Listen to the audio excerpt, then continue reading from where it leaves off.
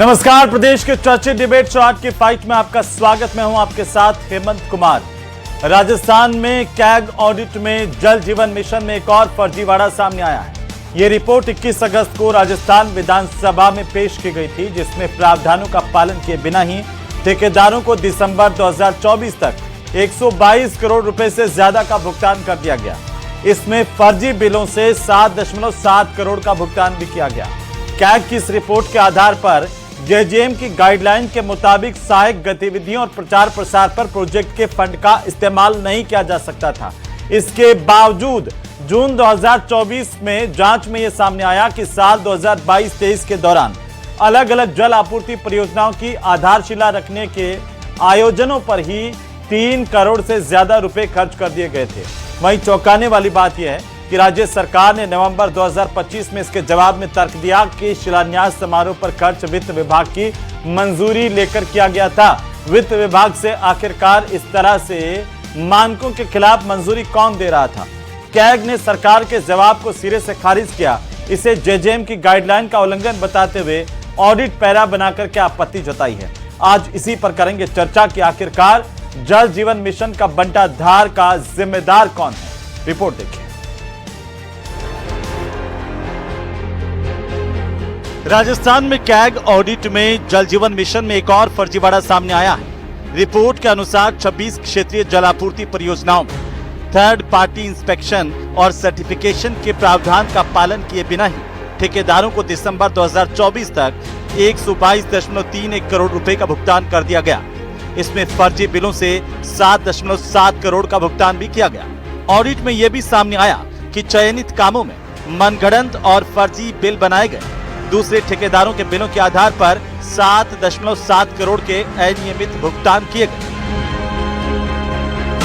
CAG report के अनुसार JJM की गाइडलाइन के मुताबिक सहायक गतिविधियों और प्रचार प्रसार में प्रोजेक्ट के फंड का इस्तेमाल नहीं किया जा सकता था। जून 2024 में रिकॉर्ड की जांच से पता चला कि साल 2022-23 के दौरान अलग अलग जल आपूर्ति परियोजनाओं की आधारशिला रखने के आयोजन पर 3.28 करोड़ रुपए खर्च किए गए थे। कैग के मुताबिक यह खर्च गलत था और जेजेएम गाइडलाइन का साफ उल्लंघन था। राज्य सरकार ने नवंबर 2025 में इसके जवाब में तर्क दिया कि शिलान्यास समारोह पर खर्च वित्त विभाग की मंजूरी लेकर किया गया था। कैग ने सरकार के इस जवाब को सिरे से खारिज करते हुए इसे जेजेएम की गाइडलाइन का उल्लंघन बताते हुए ऑडिट पैरा बनाकर आपत्ति जताई। जेजेएम घोटाले से प्रदेश की सियासत गर्मा गई। बीजेपी कांग्रेस को घेर रही है तो कांग्रेस बचाव की मुद्रा में नजर आ रही है। आज की फाइट में इसी मुद्दे पर सबसे बड़ी चर्चा।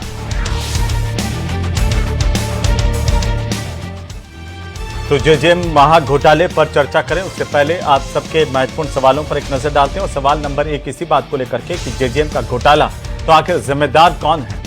क्या ब्यूरोक्रेसी में बैठे लोग भी इसके जिम्मेदार थे और उन पर क्या क्या कार्रवाई हुई? कौन बच गया, कौन अंदर गया? इन सवालों से इतर आखिरकार ये घोटाला किसने किया, इसका खुलासा कब होगा? कैग के सवाल सरकार ने खारिज कर दिए, इसके मायने क्या हैं, इस पर भी बात करेंगे। और सवाल नंबर 3 की पीएचईडी सिस्टम पर सवाल है तो जिम्मेदार कहां है? आखिरकार इस घोटाले का जिम्मेदार कौन है? मगरमच्छों की पकड़ने की बात हुई थी तो मगरमच्छ क्या पकड़े गए, इस पर भी बात करेंगे। इसी घोटाले की वजह से राजस्थान में जिन लाखों करोड़ों लोगों तक पानी पहुंचना था उन तक पानी नहीं पहुंच पाया और वो लोग जो है वो प्यास का सामना करते रहे। एक व्यवस्था जो बनने से पहले ही भ्रष्टाचार की भेंट चढ़ गई, उसका जिम्मेदार कौन है? आखिरकार इसी पर बात करेंगे। हमारे साथ खास मेहमान हैं, मैं परिचय करवा दूं। हमारे साथ आज की चर्चा करने के लिए अटल खंडेलवाल हैं, भारतीय जनता पार्टी के प्रदेश के प्रवक्ता। डॉक्टर सीबी यादव हमारे साथ हैं, कांग्रेस पार्टी के प्रदेश के प्रवक्ता।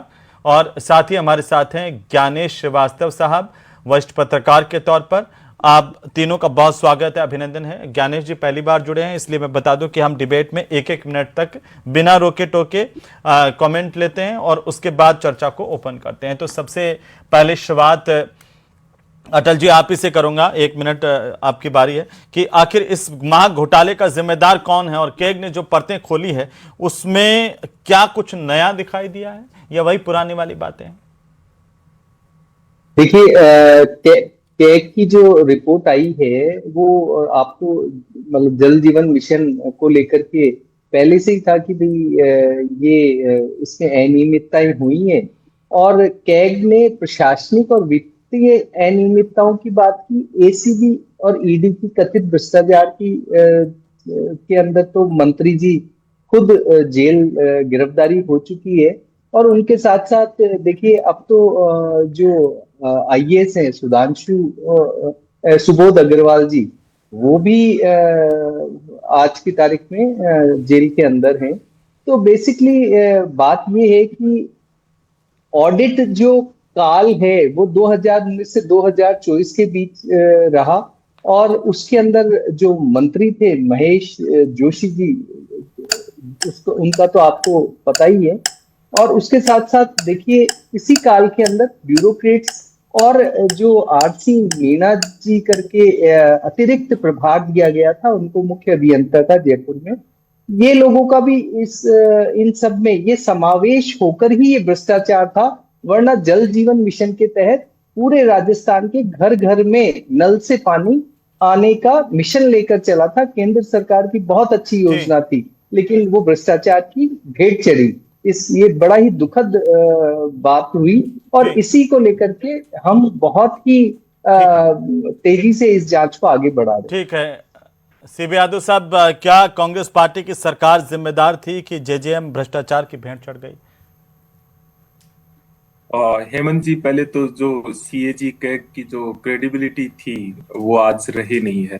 कैग जो है बस अब सेलेक्टिवली कुछ जो सरकार के इंटरेस्ट में होता है उन चीजों को देता है। लेकिन एक बार के लिए इस पूरी रिपोर्ट को हम, चूंकि कॉन्स्टिट्यूशनल एजेंसी है, इसको मानते भी हैं पूरी चीज को। तो इसमें दिसंबर 2024 तक का आप बता रहे हो, मतलब 1.5 साल तो उसमें बीजेपी का कार्यकाल है। फिर जो सवाल उठाए गए हैं वो है कि एनओसी के बिना पाइपलाइन बिछाई गई है, टेंडर प्रक्रिया खोलने से पहले पाइप खरीद लिए गए, फर्जी बिलों का भुगतान हुआ, प्रमाणीकरण के बिना ही भुगतान कर दिया गया। ये तो प्रशासनिक चीजें हैं सारी की सारी चीजें, और इसमें कोई एक अधिकारी और ये नहीं, पूरा का पूरा सिस्टम होता है। तो फिर और ठेकेदार और सब इन्वॉल्व है। तो भाजपा कर क्या रही है? मतलब जो दोषी अधिकारी है, जो ब्यूरोक्रेसी है, जो पूरी पूरी टीम है, और जो ठेकेदार है, उन पे जी एफआईआर नहीं हुई, वो अब तक कहाँ बैठे हुए हैं? सबसे महत्वपूर्ण बात। और के की एक रिपोर्ट, इसी रिपोर्ट में एक और है कि 37 स्कीम में से 21 में तो 1 रुपया पैसा खर्च नहीं किया। बीजेपी पे सवाल है, 9 बच्चों की स्कूल है, उस पर 1 पैसा खर्च नहीं किया है। तो जिम्मेदार बात यह है कि सरकार जो है कहीं ये ठेकेदारों को और ये अधिकारियों को बचा तो नहीं रही है। और अब अगर ठीक आप है जल जीवन मिशन का आज का अगर आप देखेंगे जी तो इसकी तो आप स्थिति किसी भी गांव में पूछिए किस तरह के पाइप बिछा रहे हैं, ठीक है। क्या चीजें हो सूर्या रही है। मैथिल जी भी हमारे साथ जुड़ चुके हैं राजनीतिक विश्लेषक के तौर पर। सूर्या साहब, आपका भी बहुत स्वागत है, अभिनंदन है न्यूज़ 18 राजस्थान पर। आपके पास आऊं उससे पहले वरिष्ठ पत्रकार हमारे साथ हैं श्रीवास्तव साहब, ज्ञानेश जी। दोनों एक दूसरे पर आरोप लगा रहे हैं, तो फिर जिम्मेदार कौन है जेजेएम घोटाले का? अनम्यूट कीजिए सर। देखिए, जिम्मेदारी तो साफ साफ फिक्स कर दिया है सीएजी ने। लेकिन सबसे महत्वपूर्ण जो सवाल है कि जल जीवन मिशन जो था वो पानी पहुंचाने का था। जो 1 से 1.5 लाख आबादी को पानी पहुंचना था वो तो नहीं पहुंचा। आरोप प्रत्यारोप के बीच में जो सबसे बड़ा सवाल है, जो मिशन का जो मकसद था वो तो बिल्कुल खत्म हो गया। दूसरी बात, 122 करोड़ रुपए की लूट, इसको कहते हैं खुल्लम खुल्ला लूट। इसमें तुरंत गिरफ्तारी होनी चाहिए, मंत्री हो, अधिकारी हो या कोई भी हो। अगर गिरफ्तारी नहीं होती है और आरोप प्रत्यारोप अगर राजनीतिक इसको मुद्दा बनाया जाएगा तब तो ये भी मामला कुछ नहीं गिरफ्तार गिरफ्तारी हो ही गई थी। नहीं, लेकिन आप सीएजी की रिपोर्ट के बाद आपको याद होगा 2G घोटाला हुआ था, तो सीएजी की रिपोर्ट ही थी 2G घोटाला। तो कोई भी अगर सरकार में जाकर के सुप्रीम कोर्ट में तो जी बिना टोके आप, मैंने वादा किया था आपसे, जी बोलिए। देखिए मेरी बात समझिए, मेरी बात कि आप अगर मान लिया एक घोटाला सामने आता है तो तुरंत एक्शन क्या होता है? पब्लिक को एक्शन चाहिए। आप आरोप प्रत्यारोप तो सुन रहे हैं, हम सब लोग सुन रहे हैं, एक्शन क्या हुआ? जैसे सीएजी ने रिपोर्ट दिया तो सरकार ने क्या किया? कोई भी दोषी हो, अफसर हो, नेक्सस को तोड़ा जाना चाहिए। ये जो पूरा अगर आप रिपोर्ट पढ़ेंगे तो उसमें लगता है खुला लूट हो रहा है। मतलब कोई देखने वाला नहीं है, कोई बोलने वाला नहीं है। ये एक सबसे जल जीवन मिशन का तो मकसद पूरा नहीं हुआ, ऊपर से भ्रष्टाचार की गंगा बह गई। लोगों की जेबें जरूर गर्म हो गई इसमें। मिशन तो पूरा नहीं हुआ, लेकिन और सूर्यमैत्री जी। भ्रष्टाचार आपको साफ साफ दिखाई पड़ रहा जी। है। ये बहुत ही दुखद विषय है। जी। मुझे ऐसा लगता है कि ये जो राजनीतिक मुद्दा जब बनता है ना, ठीक है। तो ये सब मुद्दा गायब हो जाता है। मैत्री साहब, इसके क्या मायने समझे कि राजस्थान में जल जीवन मिशन घोटाला कांग्रेस के राज में आरोप लगते रहे। कैग की रिपोर्ट आई तो कहा कि सरकार ने 2025 में जब जवाब दिया तो कहा कि भाई जो वित्त विभाग का सवाल उठाया गया था कि वित्त विभाग ने तो नियमानुसार किया था, लेकिन कैग कह रहा है कि नियमानुसार नहीं हुआ। अब इसके राजनीतिक मायने क्या समझे? कांग्रेस कह रही है कि जितने लोग शामिल थे उनको प्रोजेक्ट करने के लिए बीजेपी भी उनको बचा रही है। बीजेपी कह रही है कि मगरमच्छ के तौर पर हमने जलदाय विभाग के तत्कालीन मंत्री थे महेश जोशी, उनको गिरफ्तार करके जेल में डाल दिया। धन्यवाद हेमंत जी। पहले तो आपको, पूरे राजस्थान को और पूरे देश को भारत माता की जय वंदे। देखिए हेमंत जी, इस घोटाले की नींव कहां रखी गई? कांग्रेस के शासनकाल में। किसने रखी? महेश जोशी ने। किनको दिया गया ठेका? महेश जोशी के खास लोगों को दिया गया, उनके चंटू बंटू को दिया गया, चिंटू पिंटू को दिया गया। उन सब लोगों ने अपना अपना हिस्सा जो है वो सेट करके 122 करोड़ रुपया राजस्थान की गरीब जनता का, जो कि केंद्र के द्वारा भेजा गया था, वो खा लिया। अब इसके ऊपर कांग्रेस के प्रवक्ता बहुत ही मैं ये कहूं कि सफाई से प्रश्न उठा रहे हैं। लेकिन प्रश्न तो ये उठता है ना कि आखिर इस भ्रष्टाचार के पौधे को रोपित किसने? आप कह रहे हैं कि भारतीय जनता पार्टी की सरकार है, अब उन्हें कार्रवाई करनी चाहिए, तो वो कार्रवाई कर तो रही है। अगर यहां कांग्रेस की सरकार होती तो आपको लगता है क्या कि इस प्रकार से मंत्री जी जेल में जाते? क्या ये जो भी रिपोर्ट आई है उसका कार्रवाई हुई है? क्या आपको लगता है कि कार्रवाई होती? नहीं। यहां पर केवल और केवल इच्छा शक्ति की, जो मैं कहूं कि संबल दिखाई देता है। किस प्रकार से एक घोटाले को उजागर होने के बाद उस पर त्वरित कार्रवाई की गई। देखिए, मैं एक बात और कहना चाहता हूं हिमंत जी, 20 सेकंड। देखिए, अगर यहां ये तर्क दिया जाए कि भारतीय जनता पार्टी की सरकार थी और भाजपा को देखना चाहिए, तो देखिए ये एक बहुत बड़ा फैक्ट है कि प्रशासनिक अमला जो है वो सरकार आने और जाने से एकदम से बदलता नहीं। जहां पर जो कमिश्नर होता है, जो सचिव होता है, वो वहीं रहता है। अब सचिव और कमिश्नर ही काम करते हैं। अब जिन्होंने पहले अपराध की नींव रख दी, उनको तो पता है ना इन फाइलों के अंदर जो है वो घोटाला है। अब वो तो कैग की रिपोर्ट के बाद ही खुलासा हुआ, और जैसे ही खुलासा हुआ त्वरित कार्रवाई करते हुए भजनलाल सरकार ने जो भी दोषी है उनके खिलाफ कार्रवाई की। अब यहां तो कांग्रेस को उत्तर देना चाहिए कि ये बताइए कि आपने जो घोटाला किया, ये 122 करोड़ रुपए खाया, वो जनता के संग धोखा क्यों? शिव यादव जी बोलिए। मुझे बड़ा दुख होता है, मतलब हम टीवी डिबेट के अंदर विश्लेषक के तौर पे आते हैं और विश्लेषक की भूमिका प्रहरी की होती है। आप भाजपा के प्रवक्ता बन के आओ, मुझे कोई दिक्कत नहीं है, आप समर्थक हो सकते हो, लेकिन जो भूमिका है उसका निर्णय ये इसलिए बता रहा हूँ कि ये जो पूरा प्रोसीजरल सवाल उठे हैं इसमें, तो उसकी जवाबदेही तो ब्यूरोक्रेसी की है, और ये सरकार नहीं उजागर करेगी तो कौन करेगी? हम दोबारा से सरकार में आएंगे, फिर आएंगे। ये पूरे सवाल प्रक्रियागत सवाल है, और सबसे बड़ी बात है कि बीजेपी ने जवाब दिया है कि किसी तरह की प्रोसीजरल मिस्टेक नहीं हुई है दिसंबर 2025 में जब ये पूछा है। तो ये सवाल तो ये है, जो इम्पोर्टेंट बात यह है कि एफआईआर दर्ज क्यों नहीं हो रही है ठेकेदारों के खिलाफ, क्योंकि मामला अब सामने है, एफआईआर दर्ज क्यों नहीं हो रही है? और इससे भी ज्यादा बड़ी बात है कि ये केंद्र की सरकार थी, सेंट्रल स्पॉन्सर्ड स्कीम थी, पैसा रिलीज बिना सेंटर की मॉनिटरिंग के बिना नहीं होता है। आप समझिए, ये कोई स्टेट गवर्नमेंट की स्कीम नहीं थी, ये सेंट्रल गवर्नमेंट, इसमें पैसा रिलीज होता है तो पहले वहां से ऑडिट होकर के, पहले इंटरनल ऑडिट होकर के फिर पैसा रिलीज होता है। तो क्या इसमें सेंटर के अधिकारी इन्वॉल्व नहीं है? आप ये कह देना कि एक मंत्री कल यार पहले अभी तक जजमेंट ही नहीं आया, उससे पहले न्याय सुना दिए आपको ही हम कोर्ट बना देते हैं। लेकिन इसमें कई बातें हैं, जैसे कि भाई निविदा हुई नहीं है, उससे पहले तो पाइप खरीद दिए, जहां पर पैसा बिना फिजिकल भौतिक जो वेरिफिकेशन होता है उसके बिना ही पैसा दे दिया गया, जहां लगाई नहीं, पाइप लगाई नहीं, वहां का भी पैसा उठा लिया। तो इसकी जिम्मेदारी क्या स्टेट गवर्नमेंट की, मंत्री की नहीं होती है क्या? और इसीलिए वो बिना किसी आप कह रहे हैं बेकसूर है और जेल में? नहीं, बेकसूर की बात नहीं है, कसूर और बेकसूर तो कोर्ट करेंगे ना, लेकिन विश्लेषक बनकर के पहले ही जजमेंट सुना दे तो फिर कोर्ट की जरूरत ही क्या है? हेमंत जी 20 सेकंड दीजिएगा। घोटाले का पता है क्या कि क्या हुआ था 2G स्पेक्ट्रम घोटाला? हम यहाँ टीवी डिबेट और कितने अखबार खराब कर दिए और बाद में कोर्ट ने कहा कुछ घोटाला नहीं हुआ। नहीं यहाँ कम से कम मैंने बोल तो दिया सुन रही है। जी मैथिल जी कुछ मतलब कहना चाह आपकी रहे हैं। भाषा और चीजें एक बैलेंस तो होनी चाहिए ना, कि आप कैसे यहाँ पर ये कर दिए। यहाँ पर कांग्रेस थोड़ा के तो- प्रवक्ता थोड़ा सुन आपको लीजिए क्या यादव जी, नहीं, कांग्रेस बीजेपी नहीं, यादव आप जी सुन भूमिका अगर लीजिए ना। विश्लेषक की दी है ना तो प्रहरी अरे की भूमिका शांति से निभाइए, सुनिए बीजेपी ना, का प्रवक्ता मत बन के आ जाइए। अदरवाइज मैं अरे एक मेरे- शब्द नहीं बोलने दूंगा। आप जिस भूमिका में उस भूमिका में बात ऐसे नहीं, कीजिए आप। व्यक्तिगत नहीं। अरे सुनिए, ये गुंडागर्दी तो अपनी जेब में रखना, समझ में आ गया? ये गुंडाई ये करना है गुंडे की ना, तो भाषा आप ही बोल ये रहे हैं, मैं गुंडाई क्या बोल करने रहा की हूं? जरूरत नहीं है, समझ में आ गया? नहीं आप बदतमीजी जिस से अपनी जेब भूमिका में में रखिएगा। भाषा आप ही बोल रहे हैं। नहीं, आप मुझे नहीं सिखाएंगे कि मैं क्या करूंगा क्या नहीं करूंगा, समझ में आया? ये राहुल गांधी को सिखाओ जो पप्पूगिरी करता है, घूमता है सारे विश्व में, ये कि आप देश की एजेंसियों मुझे का एक अपमान सवाल का करता है। जवाब दे दीजिए। समझ में आ सिंपल, गया? आप विश्लेषक हो रहे हैं। नौटंकी सवाल नहीं। आप सवाल का जवाब दीजिए। ये देखो, मैंने आपको उठाया 37 स्कीम में से 31 स्कीम में 1 रुपया खर्च नहीं हुआ, इसी रिपोर्ट में है। थोड़ा बताइए, सही है क्या? ये बताइए ना। आप बोले जाएंगे तो उत्तर कौन देगा? सुने कि देखिए भारतीय जनता आप पार्टी के सुनिए खिलाफ पहले। बोल रहे हैं विश्लेषक के तौर पे आके। अरे भाई सुन तो बताइए लीजिए, ना। आप काहे 1 रुपया बौखला खर्च क्यों नहीं रहे? हुआ।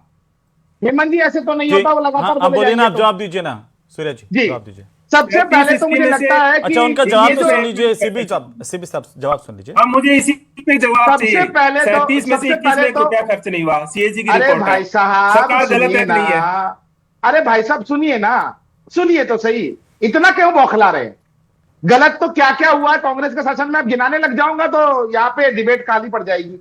अब सुनिए, इन्होंने सबसे पहले बोला कि जी केंद्र की स्कीम का जो पैसा है वो केंद्र मॉनिटर करता है। बिल्कुल सही कहा आपने। मैंने लेकिन बोला केंद्र- 37 स्कीम में से ठीक है, 21 का पैसा। अटल भाई जी, साहब, अटल जी जवाब दीजिए। ठीक है, सुनिए ना, नहीं 20 सेकंड, देखिए, सिर्फ 20 नहीं, सेकंड। आप- एक मिनट आप- एक मिनट आप- एक आपको मिनट मैं एक बताता हूं मिनट ना, एक आपकी मिनट हकीकत ठीक बताता हूं, है, आपको फिर आप दोनों आपस में व्यक्तिगत मत होइए प्लीज। आप दोनों व्यक्तिगत मत होइए। घोटाले की बात है, जनता की बात है, कौन दोषी है कौन नहीं है। मैथिली जी, मैं आपके पास आऊंगा, एक बार अटल जी जवाब दे दें। अटल जी देखिए, मैं वापस आ जाऊंगा, आ बहुत जाऊंगा स्पष्टता वापस। से जी देखिए, कैग की रिपोर्ट है। कैग बेसिकली योजनाओं की वित्तीय प्रबंधन, निविदा, उसका क्रियान्वयन, गुणवत्ता प्रक्रिया को देखता है और मॉनिटरिंग करता है। ये बिल्कुल स्पष्ट बात है। अब क्योंकि ये इसके अंदर भ्रष्टाचार की ये भेंट चढ़ा हुआ था, जब हमने जल जीवन मिशन इसमें जब रिपोर्ट मांगी मुख्यमंत्री भजनलाल जी ने, तो ये इस साफ आया कि इसमें ये अनियमितताएं थी। और देखिए 2019 से 2024 के बीच में ये एक पक्की बात है, मैं बहुत स्पष्ट तौर पे कह रहा हूं कि इसमें मंत्री और संतरी और जो जितने भी जो नौकरशाह हैं, जो अभियंता हैं, देखिए ये कह रहे हैं ना क्या किया, तो ये गिरफ्तारियां हुई है ना, महेश जोशी की हुई, सुबोध अग्रवाल की हुई, और उसके बाद में अभियंताओं की हुई, 24 के करीब अभियंता। और ठेकेदार कैसे है ना, बच गए? सवाल तो ठेकेदार संजय कैसे, नहीं ठेकेदार नहीं आप समझो, संजय बड़ाया अंदर है ना, ठेकेदार कैसे नहीं, उसका साथी अंदर है, लक्ष्मी जो टेंडर्स है, पाइप टेंडरिंग का काम करने, गणपति करके, वो भी अंदर है। तो ऐसा नहीं है ठेकेदारों के विरुद्ध नहीं है। और यादव साहब कह रहे हैं कि भाई ये दिसंबर 24 की यादव साहब कैग रिपोर्ट के हिसाब से ये है कि स्लो काम हुआ। वो स्लो काम इसलिए कि जब आपको ये पता चल जाता है कि यहाँ भ्रष्टाचार की भेंट चढ़ा हुआ है ये पूरा का पूरा प्रोजेक्ट, तो आप खुद ही थोड़ा सा स्लो कर देते हो। और ये है, ये हम स्वीकार भी करते हैं। थर्ड पार्टी इंस्पेक्शन और सर्टिफिकेट के प्रावधान का पालन किए बिना ठेकेदारों को दिसंबर 2024 तक 122 करोड़ रुपए से ज्यादा दे दिए गए। देखिए उससे पहले भुगतान, तो ये मतलब ये कांग्रेस सवाल उठा रही है कि ये भुगतान आपके समय में भी हुआ है, तो इसकी जिम्मेदारी सिर्फ कांग्रेस की क्यों? देखिए यही बात कह रहे हैं बिल्कुल, ये लेकिन सीबी यादव साहब ने ही खुद ने ही उसकी सेम बात सीबी यादव साहब ने कही कि भाई बेसिकली क्या है कि सरकार बदल जाती है, लेकिन जो संतरी है वो सेम ही रहते हैं उस डिपार्टमेंट में, और उनको धीरे धीरे जिनके खिलाफ जांच चल रही है। आप ये बताइए कि जेजेएम घोटाले की जांच आपकी सरकार के आने के बाद से ही शुरू हो गई थी? कब जांच रिपोर्ट मांगी गई पहले से ही चल रही थी? आप देखिए हमारी सरकार आने के बाद पहली एफआईआर कब हुई, वहां से देखना पड़ेगा ना कि जांच कब से चल रही थी। नहीं, देखिए इसमें जांच तब शुरू हुई, इसके अंदर जो वित्तीय घोटाले का इसका सीधा कनेक्शन तब हुआ जब सुधांशु पंत जी ने वो रिपोर्ट मांगी, उस वक्त एसीएस थे भास्कर सावंत साहब, और भास्कर सावंत साहब से वो रिपोर्ट मांगी कि जेजेएम में जो जो अब तक हुआ है, तब नहीं हमारी सरकार थी ना, मैं बोल तो रहा हूं, हम ही ने मांगा ना कि भाई आप 2019 से और अभी तक की रिपोर्ट, उस डेट तक की, दिसंबर तक की रिपोर्ट दे दीजिए, ये स्पष्ट किया। और अब देखिए आप है ना, चीजों को तोड़ो मोड़ो मत और घुमाओ मत। मैं ये बिल्कुल स्पष्ट कर रहा हूं, संक्षेप में और मेहमान भी जी, बहुत स्पष्ट। सीबी जी, सेंट्रल स्पॉन्सर्ड स्कीम है, 1.5 साल इनका है। और सबसे बड़ी बात, अभी तक तो मैं इस रिपोर्ट को ये भी पढ़ रहा था कि जनवरी 2025 तक 5.61% अभी तक पहुंचे। आपकी आवाज भी ब्रेक हो गई है। मैथिल जी क्या कहना चाह रहे हैं? मैथिल जी मैं वापस आ जाऊं, आपकी आवाज नहीं आ रही है सर, बीच में कट रहा है। देखिए हेमंत जी, सबसे पहली बात तो यह है कि बार बार जो कहा जा रहा है कि सेंट्रल स्पॉन्सर्ड स्कीम है, तो सेंट्रल जो स्पॉन्सर करता है वो सेंट्रल स्टेट को फंड भेजता है। दिल्ली के अंदर जब दिल्ली के गंगा जो सफाई अभियान था, उसके अंदर यमुना जी को साफ करने के लिए 2200 करोड़ रुपया दिल्ली की सरकार को भेजा गया। ये नहीं कि केंद्र सरकार हर ठेकेदार का बिल क्लियर करेगी, उसी प्रकार से राज्य और केंद्र का एक सिस्टम बना हुआ होता है। और दूसरी चीज, यहां पर अभी जो बोल रहे हैं कि बीजेपी की सरकार है भुगतान हुआ, तो मैं इनको याद दिलाना चाहता हूं 3 दिसंबर 2023 तक जो मुख्यमंत्री थे वो गहलोत साहब, और पहली एफआईआर जो सीबीआई ने शुरू की वो की अगस्त 2024 के, ये ऑन रिकॉर्ड है। तो इसके बीच में घोटाला जो खुला, उस तब तक धीरे धीरे बिल क्लियर कराए जा रहे थे। ये तो भाजपा की सरकार आई तो उसके बाद जांच हुई, जांच में पता चला कि ये बिल फ्रॉड है। सूर्या जी, मैंने एक सवाल पूछा, सारे के सारे स्कीम में से 21 में 1 रुपया खर्च नहीं हुआ, मैं उस पर जानना चाह रहा हूँ आपकी राय। तो वहां पर स्टेट गवर्नमेंट ने स्कीम में से 21 स्कीम पे 1 रुपया खर्च नहीं हुआ इस सीएजी रिपोर्ट में, मैं तो राय जानना चाह रहा हूँ। ठीक है, सही है क्या? ज्ञानेश जी मैं बता तो रहा हूँ, ठीक है, मैं आ रहा हूँ सर। ज्ञानेश जी क्या सिस्टम पूरा जिम्मेदार है इसके लिए, और ऊपर से लेकर के नीचे तक जलदाय विभाग के जितने भी अधिकारी और मंत्री तक सब लगे हुए थे, उन सबके मिली भगत से ये पूरा का पूरा बड़ा घोटाला हुआ, जिसका खुलासा राजनीतिक आधार पर एक टारगेट चूज करके किया गया सिर्फ। हेमंत जी देखिए, ऐसा है कि आपने ये शो किया है इसलिए कि ताकि लोगों को पता चले कि ये भ्रष्टाचार की एक गंगा बह रही थी और इस पर क्या कार्रवाई हुई, उस पर डिबेट हो रहा है। लेकिन आपने देखा होगा कि दोनों पार्टी, चाहे बीजेपी हो चाहे कांग्रेस हो, लेकिन मैं जो देख पा रहा हूं इस रिपोर्ट को पढ़ने के बाद जो मुझे समझ में आया, इसका नेक्सस इतना गहरा है कि एफआईआर सीएजी की रिपोर्ट आने के बाद कोई बड़ा एक्शन होता हुआ दिखाई नहीं पड़ रहा है। सब जानते हैं कि भ्रष्टाचार हुआ है, और वो जो 1 लाख से 1.25 लाख के आदमी के लोगों के बीच में जल जाना था, पानी पहुंचना था, वो तो नहीं हुआ। मुद्दा वो होना चाहिए था कि आखिर सरकार की इतनी बड़ी योजना के बाद भी क्या नेक्सस इतना बैठ बना चुका है कि जो वर्तमान सरकार है, जो बीजेपी की सरकार है, और घोटाला हुआ कांग्रेस के जमाने जी, तो क्या अफसर और ठेकेदार, आप सोचिए कि 9 करोड़ रुपया अगर आप बिना टेंडर का अगर पाइप खरीद देते हैं, उसके बाद भी अगर सिर्फ डिबेट में अगर आरोप प्रत्यारोप हो, इसका मतलब ये है कि भ्रष्टाचार वहां पर जड़ तक पहुंच चुका है। उसको जब तक कि तो फिर ये तो मान के चलें कि ऐसे जड़ से भ्रष्टाचार हो गया, उसका खात्मा हो ही नहीं सकता, फिर सरकारें बदलती रहेंगी, सिस्टम तो वही है ना।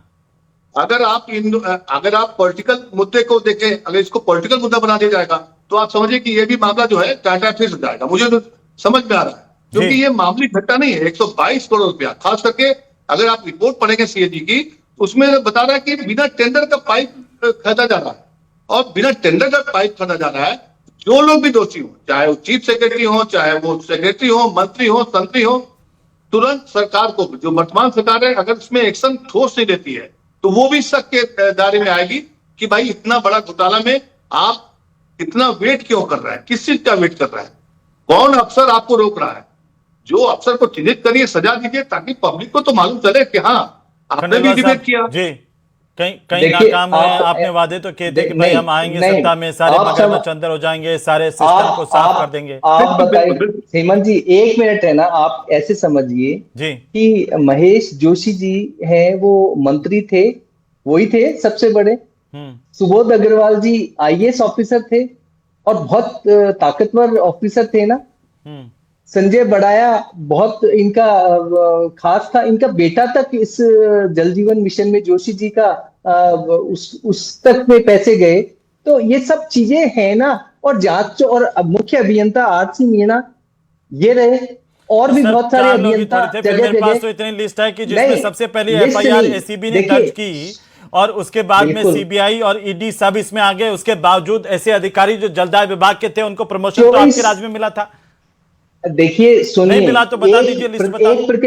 नहीं सुनिए मेरी बात। एक होती है कि एक जांच चल रही है, आरोप सिद्ध नहीं हुए, एक आरोप नहीं। देखिए एक बड़ा, आप खुद ही कह रहे हैं कि 989 करोड़ रुपए का घोटाला है, छोटा घोटाला थोड़ी है, जांच चल रही है। और मैं तो अभी भी कह रहा हूं कि 2019 से 2024 तक के जितने भी संतरी मंत्री हैं उन सबकी जांच हो जानी चाहिए। मैं तो खुद बोल रहा हूं आपको, जितने भी दोषी होंगे सब पर कार्रवाई करेंगे, सब निष्पक्षता आएंगे और करेंगे, निष्पक्षता से आएंगे। और दूसरे विभाग भी अगर इससे जुड़े हैं तो वो भी आएंगे।